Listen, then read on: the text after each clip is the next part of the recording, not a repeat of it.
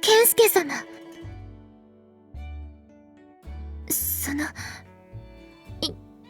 今少々お時間はございますでしょうか？よかった。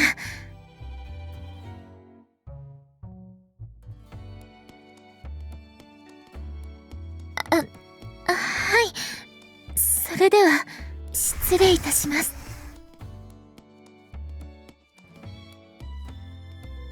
はい。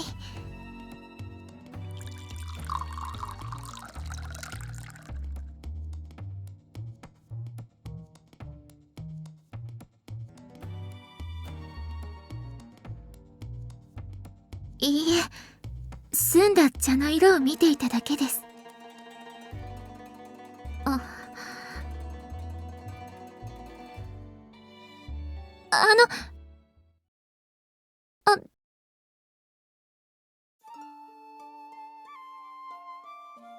いえ、健介様の方からおっしゃってください。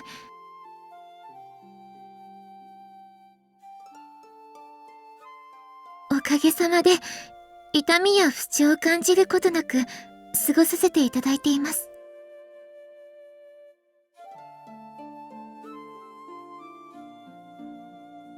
これも健介様が、懸命に私を救おうとしてくださったおかげです。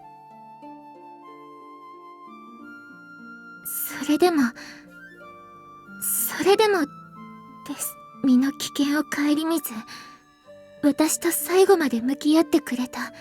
ともすれば、健介様のお体にまで鬼の毒が回るかもしれなかったのに。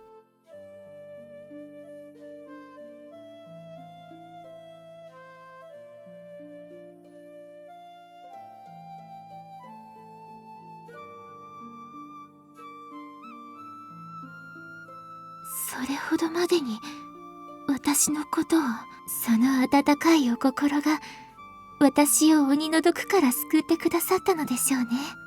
暗く落ちていく闇の中で私は心を焼かれていました。漆黒の炎に意識はただれ、自分が何者なのかもわからなくなるほど、痛みにも似た衝動が奥底から湧き上がり、畜生結晶へと成り下がっていくことに抵抗すらできなかった。もはやこれまでと全てを閉ざしてしまおうとしたその時、あなた様の声が聞こえたのです。葵、葵と私を呼ぶ健介様の声が。声だけではありません。健介様の香り、健介様の熱、健介様のたぎり。はい。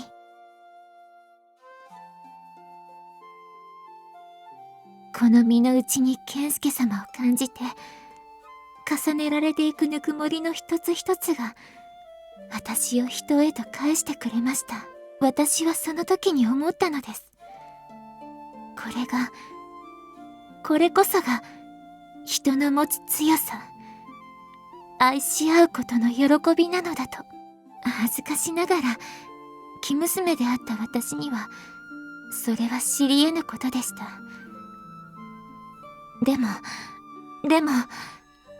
それはもう過去のこと。人の愛は、鬼の毒すら打ち払う。それほどまでに尊いものだと、教えていただきましたから。役に立てたなどと、そんな寂しいことをおっしゃらないでください。どのような形であれ、健介様は私の初めての人。それは永劫変わらないことです。だからその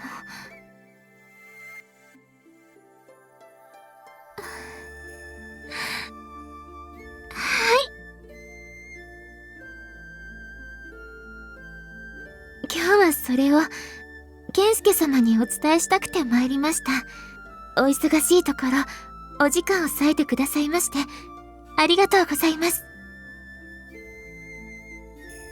申し訳ありません。こちらも準備がありますし、それにそばにいるとその唇に噛みついてしまいそうで。何でもありません。では失礼します。